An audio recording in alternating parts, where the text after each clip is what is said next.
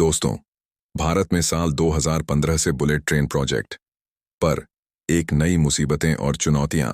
भारत में 2015 से चल रहा बुलेट ट्रेन प्रोजेक्ट एक नई मुश्किलों का सामना कर रहा है और हाल ही में इस प्रोजेक्ट में एक नया मोड़ आया है जो उतना ही कठिन है जितना रेगिस्तान से पानी निकालना। यह प्रोजेक्ट, जिसे मुंबई और अहमदाबाद के बीच बुलेट ट्रेन चलाने का सपना था, पिछले 9-10 वर्षों से विवादों और समस्याओं से जूझ रहा है। हालांकि इस प्रोजेक्ट पर जापान की तकनीकी मदद से काम किया जा रहा है और हाई स्पीड कॉरिडोर का निर्माण लगभग पूरा हो चुका है, लेकिन अब जापान से एक और बड़ी समस्या सामने आई है। भारत में बुलेट ट्रेन का प्रोजेक्ट 2022 में पूरा होना था और उसी साल ट्रेन चलने की योजना थी।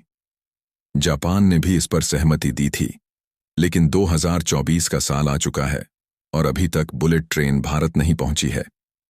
इस देरी के कारण अब भारत को अन्य देशों से विकल्प तलाशने की आवश्यकता महसूस हो रही है।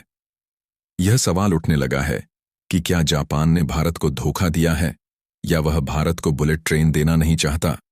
बुलेट ट्रेन प्रोजेक्ट की शुरुआत भारत का ट्रांसपोर्टेशन सिस्टम धीमा था और आर्थिक वृद्धि के लिहाज से तेज और किफायती यात्रा के लिए बुलेट ट्रेन का सपना देखा गया था। 2015 में भारत और जापान के बीच इस प्रोजेक्ट पर हस्ताक्षर हुए थे और जापान ने तकनीकी और वित्तीय सहायता देने का वादा किया था।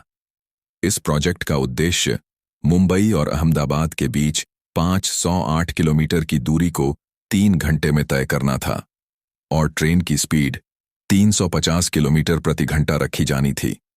भारत के पास उस समय हाई स्पीड ट्रेन बनाने की तकनीक नहीं थी, इसलिए जापान की बुलेट ट्रेन निर्माता कंपनियों जैसे हिताची और कावासाकी के साथ मिलकर इस प्रोजेक्ट पर काम शुरू किया गया। लागत का अनुमान 1.08 लाख करोड़ रुपए था और 2022 तक बुलेट ट्रेन की शुरुआत होनी थी, लेकिन कोविड-19 के कारण परियोजना में देरी हुई और 2022 का लक्ष्य पूरा नहीं हो सका। नई समस्याएं और देरी। अब जबकि बुलेट ट्रेन के लिए ट्रैक का काम लगभग पूरा हो चुका है, जापान की कंपनियों की ओर से नई समस्याएं आ रही हैं। 18 बुलेट ट्रेनों के लिए 7,000 करोड़ रुपए का समझौता हुआ था, जिसमें न सिर्फ ट्रेनें भेजी जानी थीं, बल्कि उनकी तकनीक का ट्रांसफर भी किया जाना था, ताकि भविष्य में भारत में बुलेट ट्रेनें निर्मित की जा सकें। लेकिन हाल ही में खबर आई कि जापान ने अपने वादों से मुकरने की कोशिश की है। सितंबर में भारत के रेलवे मंत्री अश्विनी वैष्णव जब जापान गए थे, तो बुलेट ट्रेन को लेकर कई मुद्दे और बढ़ गए।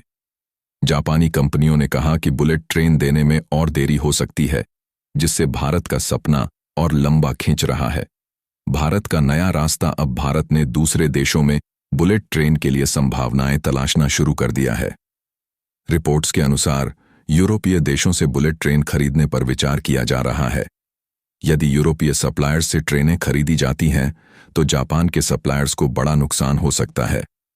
हालांकि जापान ने सीधे तौर पर बुलेट ट्रेन देने से इनकार नहीं किया है, बल्कि वे अब भी तकनीकी सपोर्ट और सिग्नल सिस्टम देने के लिए तैयार हैं। भारत के लिए बुलेट ट्रेन प्रोजेक्ट एक महत्वपूर्ण कदम है, लेकिन इसमें देरी और समस्याएं आने के कारण यह सवाल उठने लगे हैं कि क्या भारत को जापान पर निर्भर रहने की बजाय अन्य विकल्पों की ओर बढ़ना चाहिए।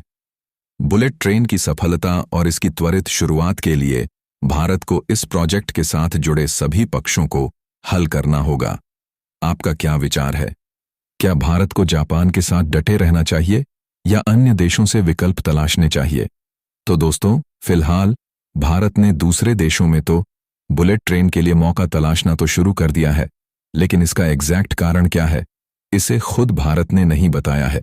बाकी आपको क्या लगता है कि इसका मुख्य कारण क्या हो सकता है कि भारत को यूरोपीय देशों में बुलेट ट्रेन के लिए देखना पड़ रहा है? अपनी राय कमेंट में जरूर बताएं और इस वीडियो को एक लाइक करके आप अपने मित्रों तक शेयर जरूर करें, ताकि उन्हें भी जानकारी मिल सके। इसी तरह और भी नॉलेजेबल वीडियो देखने के लिए चैनल को सब्सक्राइब करके बेल आइकन को ऑल पर जरूर सेलेक्ट करें। जय श्री राम।